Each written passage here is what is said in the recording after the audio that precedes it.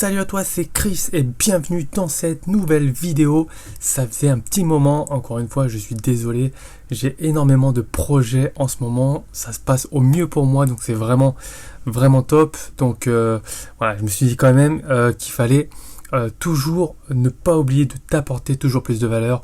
Donc si ce n'est pas déjà fait, je t'invite à t'abonner et à me mettre un gros pouce. Si ce n'est pas encore fait, fais-le, ça te prend 2 secondes et moi ça m'aide et je te ferai toujours davantage de vidéos avec beaucoup de valeur. Donc dans cette vidéo, la question elle est simple. Est-ce qu'il faut suivre les recommandations des analystes? Tu vois, donc là je suis sur un site très connu quand même, Zone Bourse. J'ai choisi ce site par hasard, c'est pas du tout une préférence, tu as plein d'autres sites. J'ai juste choisi celui-là parce qu'en fait les recommandations sont clairement énoncées et il est aussi simple d'avoir le ticker de l'action. Alors si ça ne te parle pas trop, je vais t'expliquer ça, tu vas mieux comprendre, notamment si tu es débutant. T'inquiète pas, cette chaîne est faite aussi bien pour les plus avancés que pour les débutants. Donc tu as toute ta place ici, cher ami. Alors, moi le but dans cette vidéo c'est de regarder les recommandations des analystes, d'accord? Par exemple, on va prendre quand même des sociétés assez connues, McDonald's, voilà, McDonald's, tiens, Coca, on va commencer par Coca, d'accord? Donc là, tu vois, c'est tout récent. Donc là, c'est aujourd'hui, d'accord? Là, c'est l'heure. C'est l'heure. Donc 19h, 18h, 16h53, d'accord? Donc là, à 18h, on voit Coca-Cola. Donc on voit qu'ils sont à l'achat, d'accord? Sur Coca. Moi, je vais regarder graphiquement ce que ça donne et ce que j'en pense, en tout cas du point de vue de l'analyse technique, c'est-à-dire du trading. Donc, on va aller tout de suite sur ma plateforme de trading, voilà, et je suis sur la valeur Coca-Cola. Alors, Coca-Cola, ce qu'on va faire déjà pour commencer, d'accord, ce que tu dois faire. Donc, tu vas essayer de suivre le même cheminement que moi, et tu vas vraiment comprendre la manière dont il faut penser pour interpréter. Je ne vais pas passer énormément de temps, je ne vais pas pousser l'analyse à fond, puisque voilà, le but c'est de faire plusieurs valeurs et regarder vraiment si les analyses et les recommandations des analystes sont plutôt à suivre ou si vraiment vaut mieux que tu te fasses ton propre avis. Donc tu vas aller sur du plus long terme, d'accord? Et là tu regardes tout de suite, tu te dis une seule chose, c'est magnifique. Coca-Cola c'est une valeur magnifique. Quand tu te dis que Warren Buffett l'a acheté dans ces eaux-là, voilà, quand on voit la performance que ça fait, voilà, il s'est fait des milliards d'euros sur Coca. Voilà, sur une boisson sucrée. C'est pas magique? Franchement, il doit être bien content aujourd'hui. Mais ce que tu vois, en tout cas que la tendance elle est bien haussière. Et ça tu le vois avec 3 éléments précis. Premier élément, les cours évoluent à la hausse.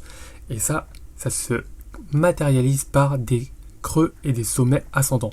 D'accord? Donc la tendance elle est bien haussière.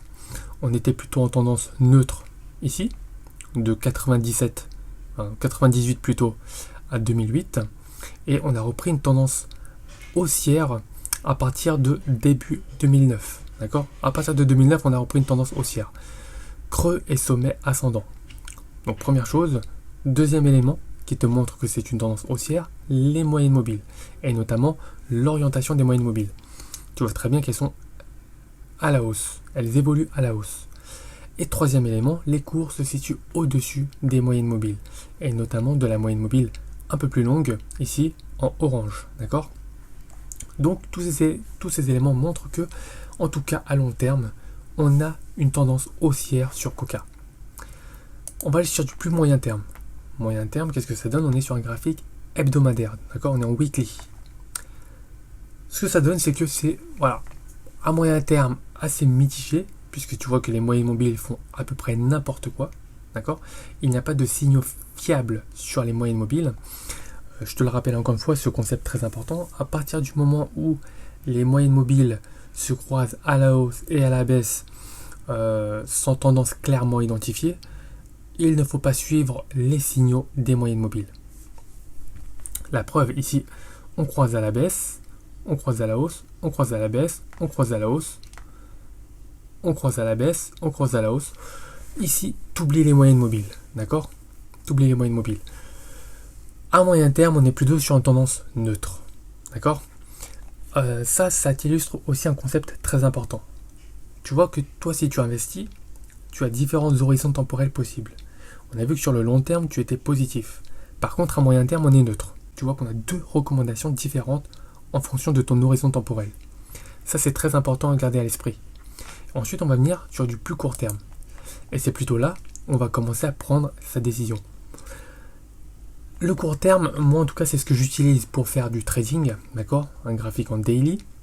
Et je prends position sur des unités de temps encore inférieures. Notamment du 1 heure, tu vois.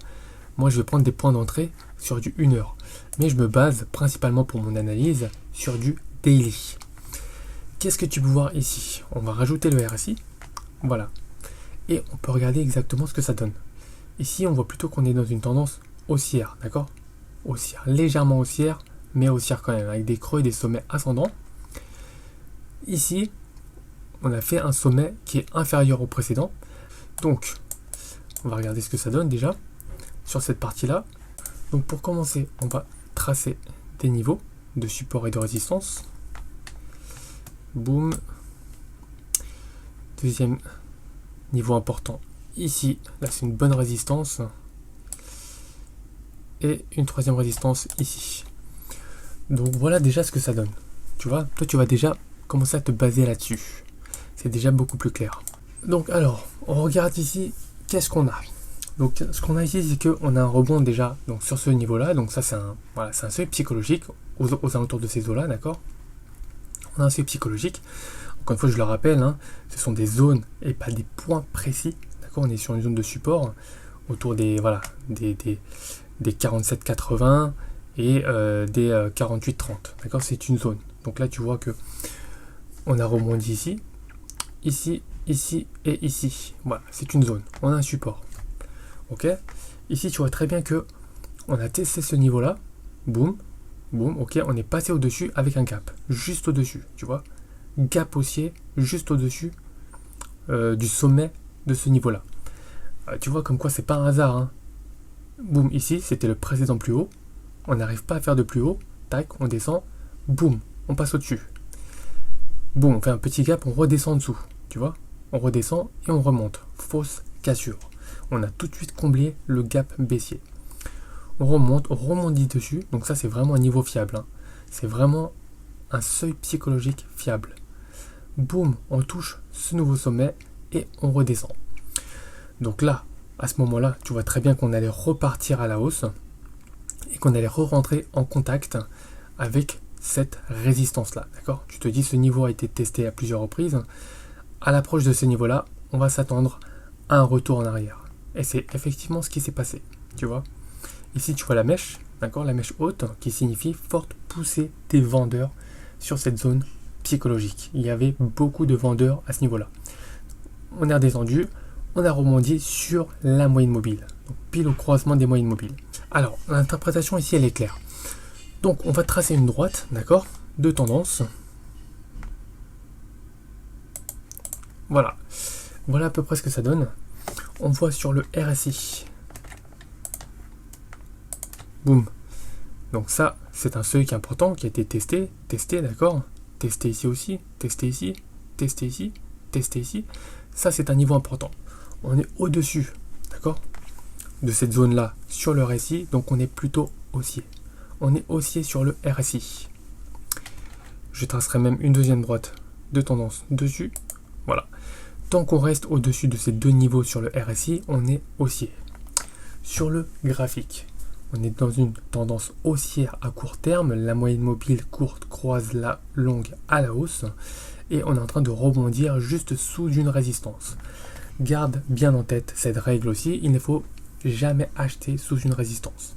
Donc toi, ce que tu vas faire, c'est que tu vas attendre soit effectivement la cassure directe de ce niveau-là, soit un rebond sur la moyenne mobile longue ou cette ligne de tendance pour repartir à la hausse, casser cette ligne de résistance et rentrer à l'achat. Donc moi, le seuil en fait d'achat pour moi se situe juste au-dessus de cette résistance.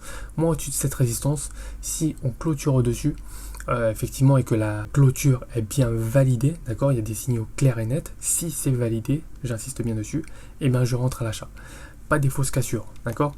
Ici, tu vois très bien, d'accord, fausse cassure. fausse cassure. Donc garde bien ça à l'esprit. On attend une validation et si on passe au-dessus, j'achète avec comme objectif les 55 euros. Alors ici, moi je suis plutôt à l'achat. Alors pas très court terme, je suis plutôt neutre, mais à la cassure de cette résistance, je suis à l'achat. Alors qu'est-ce qu'ils avaient dit sur zone bourse déjà?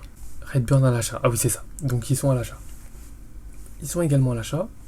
Donc je le suis également, mais seulement après cassure de la résistance et pas avant. Donc voilà, là j'ai vraiment détaillé un peu plus précisément et concrètement un petit peu de manière plus concrète pour te donner toujours plus de valeur, comment analyser une valeur et se positionner soit à l'achat, soit à la vente, soit ne rien faire puisqu'on est neutre. Là je vais regarder 2-3 autres valeurs mais en allant beaucoup plus vite parce qu'effectivement voilà, la première valeur c'était vraiment pour t'expliquer la démarche et pour te faire adopter les bons réflexes, ça c'est important. Donc on va regarder une deuxième valeur, on va dire McDonald's, d'accord? McDonald's, donc ils sont à l'achat. Deutsche Bank est à l'achat. Retournons sur le graphique et on va regarder McDonald's. Voilà ce que ça donne. Donc, rapidement, à très long terme, qu'est-ce que ça donne? Tendance très joliment haussière. À moyen terme, plutôt haussier. À plus court terme, légère tendance baissière qui est en train de se retourner à la hausse. Tac, je vais regarder rapidement un petit peu ce que ça donne. Donc voilà. Il y avait une bonne zone de résistance ici qui a été cassée. On est plutôt bien sur McDonald's. On est plutôt bien. Donc là, tu traces les différents niveaux. Tu regardes l'orientation du RSI. On est plutôt à la hausse. Pas encore en zone de surachat. Il faudra se méfier quand même. On a cassé cette résistance. On a confirmé la cassure. Les moyennes mobiles sont en train de se retourner à la hausse. Je serai plutôt à l'achat en direction de cette résistance. Alors attention par contre, si tu achètes ici, où est-ce que tu places ton stop? Tu vois, ton stop, si tu le places en dessous, ton ratio risque-gain n'est pas énorme. Tu vois, tu perds 1 pour gagner 1, quasiment. Donc là, ça vaut pas le coup, d'accord? Je reste positif sur McDonald's avec un objectif à 230, mais je ne traderai pas cette valeur tout simplement pour respecter le risk-return ratio, d'accord, qui doit être au minimum de 1 pour 2. Je risque 1 pour gagner 2, d'accord, au grand minimum. Donc je ne rentrerai pas sur cette valeur, même si je reste positif. Et ici, ils étaient à l'achat. Donc effectivement, pour l'instant, on est plutôt d'accord. Ensuite, une autre valeur rapidement, Amazon. Amazon, on connaît tous, hein. On reste à l'achat. Moi aussi, je reste à l'achat. On va regarder une autre valeur. Rapidement. Tiens, Bureau Veritas. Il reste à l'achat. Ok? Bureau Veritas. On va vérifier ça. Donc, Bureau Veritas. On va aller dessus. Boum. Très long terme. Ce que ça donne, très mitigé. Bureau Veritas, très mitigé. Moyen terme. Ouais, moyen terme, ça reste quand même mitigé. Court terme, on est plutôt haussier. Voir. Et à court terme, effectivement, on est haussier. À court terme, on est plutôt haussier. D'accord. Tac. Donc ici, on a une zone. On a une deuxième zone. Tac. Ici. Troisième zone. Ici. Et quatrième zone. Ici. Donc là, ce qu'on voit en tout cas, c'est une hausse à court terme. Les moyennes mobiles sont bien orientées. On a cassé cette résistance. Là, on est en train de latéraliser très légèrement.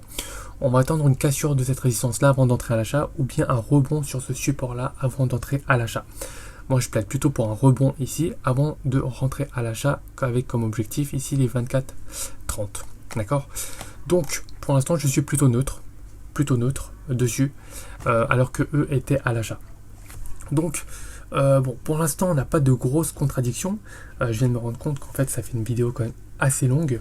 Je voulais analyser plus de valeurs, mais bon, en même temps, je voulais donner beaucoup d'éléments pour te faire adopter des bons réflexes.